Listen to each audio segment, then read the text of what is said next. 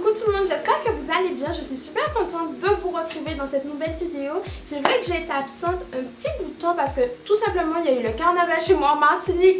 Ensuite j'ai été super malade, en fait j'ai attrapé froid au carnaval et j'ai été super malade pendant 2 semaines et demie. J'ai une mauvaise grippe qui s'est couplée à une rhinite allergique. Bref, j'ai été KO pendant 2 semaines et demie. En plus je n'aime pas trop prendre des médicaments. Du coup j'ai un peu fait ma tête dure, mais j'ai fini par craquer, par prendre des médocs pour que ça passe, parce que sinon je pense que sincèrement on y serait encore.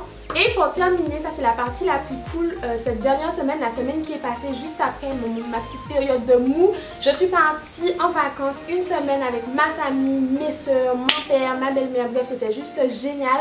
On a passé de superbes vacances en famille, ça faisait super longtemps qu'on n'en avait pas passé. J'ai hyper chaud à l'heure où je vous parle, parce que quand je filme en fait, étant donné que c'est assez bruyant, je ferme tout, donc je ferme la baie vitrée, toute la maison est fermée et inutile de vous dire que c'est juste insupportable, mais bref, je vais essayer de faire vite et de faire bien pour aller tout ouvrir pour le coup d'air.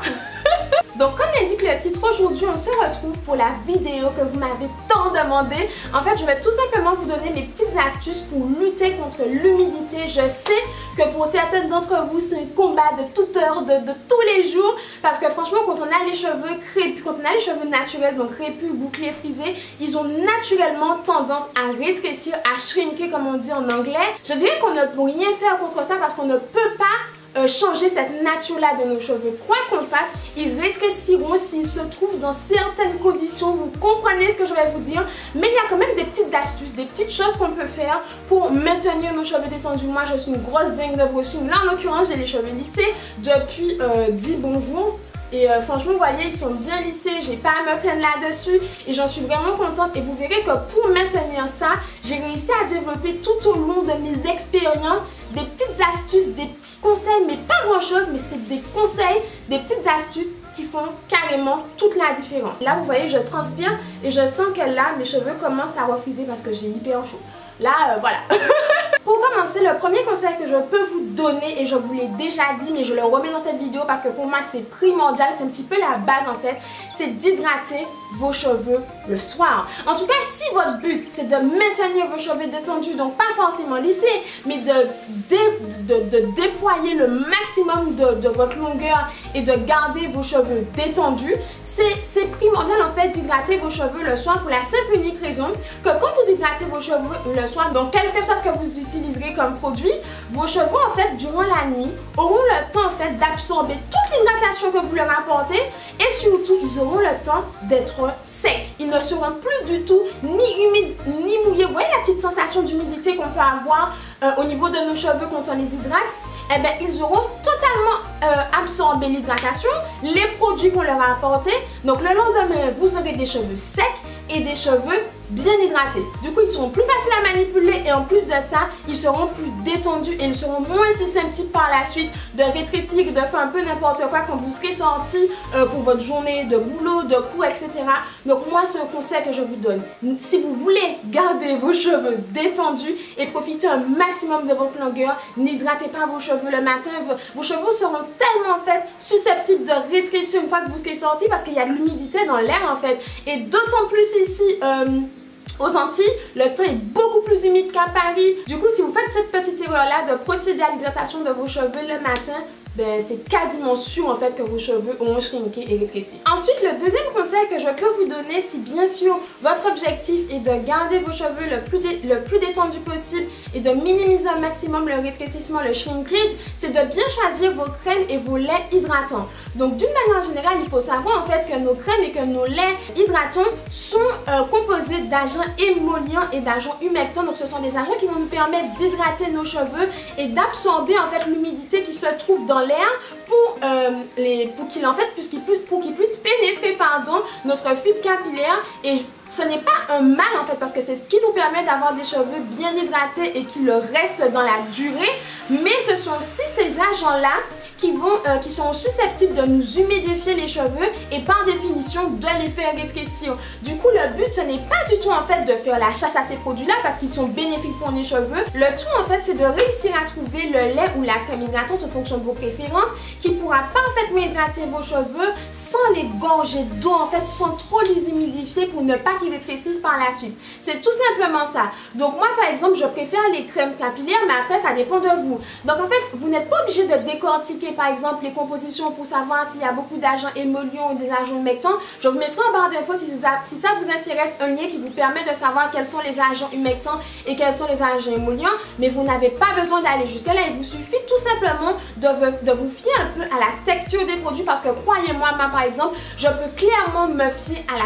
texture d'une crème ou d'un lait pour savoir si mes cheveux vont rétrécir en l'utilisant. Je pense que vous voyez ce que je veux dire, c'est assez subtil, mais c'est une petite subtilité qui fait carrément toute la différence. Si vous utilisez un lait ou une crème qui est très très riche en eau, qui est gorgée d'eau, etc., ben vous allez forcément avoir les cheveux assez humides et du coup qui vont facilement rétrécir, alors que si vous utilisez une crème de texture onctueuse, un peu épaisse, vos cheveux seront hydratés, mais moins humides, moins mouillés, du coup ils vont sécher plus vite, ils vont absorber l'hydratation et ils vont beaucoup moins rétrécir. Ensuite, le troisième conseil que je vais vous donner concerne en fait la quantité de produits que vous avez utilisés. Donc il faut savoir que vous n'avez pas besoin de saturer vos cheveux en produits pour les sentir bien hydratés, pour les sentir nourris, etc. Souvent, les produits qu'on utilise sont déjà assez riches en fait pour nourrir nos cheveux parfaitement comme il le faut, les hydrater comme il le faut. Du coup, souvent, une noisette suffit en fait. Par exemple, si vous séparez vos cheveux en deux, il vous suffit de faire une petite noisette par portion normalement suffira à hydrater et à nourrir l'ensemble de votre chevelure. Et moi j'ai beaucoup de cheveux et pourtant ça va. Je garde mes produits longtemps, je ne mets pas des masses de produits parce que là encore ça fait la différence. Si vous saturez vos cheveux de produits et qu'ils sont tout, vous voyez, un peu poisseux tellement vous avez mis de produits, forcément, vos cheveux vont rétrécir et vous allez perdre de la longueur dès que vous passerez le pas de la porte. Donc le tout en fait, c'est de trouver la bonne dose de produit et généralement moi j'essaie d'appliquer une dose de produit dont je suis sûre que mes cheveux pourront absorber en fait les nutriments durant la nuit. Comme ça le lendemain ils sont hydratés mais pas trop, ils ne sont pas poisseux et surtout ils sont secs. On arrive maintenant au quatrième et dernier conseil de cette vidéo et pas vraiment, croyez-moi, la météo les amis. Alors clairement tout ce que je vous dis là ce sont des astuces qui vous permettent en fait de lutter contre l'humidité, mais si vous sentez que le temps est hyper humide, n'allez pas tenter le jab. Moi c'est ce que je fais, j'essaie de regarder un peu la météo, il vous suffit en fait de sortir de chez vous ou de sentir en fait l'atmosphère pour savoir si là aujourd'hui no way, pas d'afro, pas de dread-out, pas de twist-up parce que ça va finir en catastrophe, ou si au contraire vous pouvez vous lâcher les cheveux, faire péter la fois, etc. Moi c'est ce que je fais, j'essaie en fait de jouer avec, de trouver des astuces pour faciliter la manipulation de mes cheveux et profiter un maximum de mon volume et de ma longueur, mais je ne vais pas non plus tenter le job parce que je sais que naturellement mes cheveux ont cette caractéristique de rétrécir quand il y a beaucoup d'humidité, quand ils sont mouillés. Du coup, même si vous appliquez tous mes conseils, mais que vous allez dans un endroit hyper humide, ça ne marchera pas. C'est simple en fait. Voilà, ça ne marchera pas parce qu'il y a des jours où le temps est plus humide que d'autres. Parfois, vous sentez que le temps est sec, le soleil est beau, il fait beau et le temps est sec. Vous pouvez lâcher vos cheveux sans problème. Enfin, je dis lâcher, mais voilà, tout dépend de vous, hein. Mais vous pouvez profiter de votre longueur. Moi, ce que je fais, quand je sens que le temps est beaucoup trop humide, je fais une queue et je fais une natte et voilà. Je ne me casse pas la tête en fait, je suis bien coiffée, mes cheveux sont protégés, je n'ai pas à craindre en fait de me regarder dans une glace ou dans les vitres de voiture pour voir si voilà j'ai perdu le contrôle, j'ai une touffe sur la tête, enfin voilà, le truc a gonflé, on ne sait même plus à quoi je ressemble.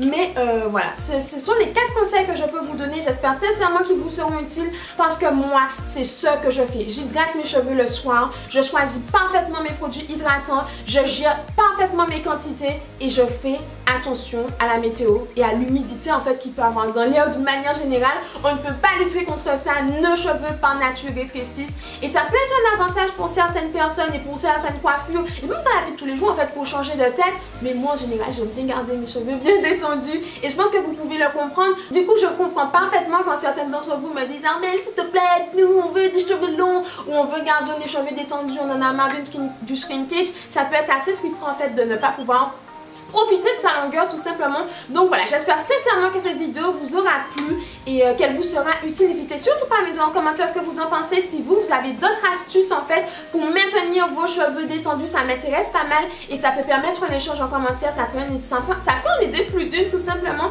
Donc jusqu'à la prochaine vidéo, je vous fais tout plein de bisous, prenez soin de vous, croyez en vous, croyez en vos rêves parce que rien n'est impossible comme je vous le dis souvent. Des millions de bisous et à très vite.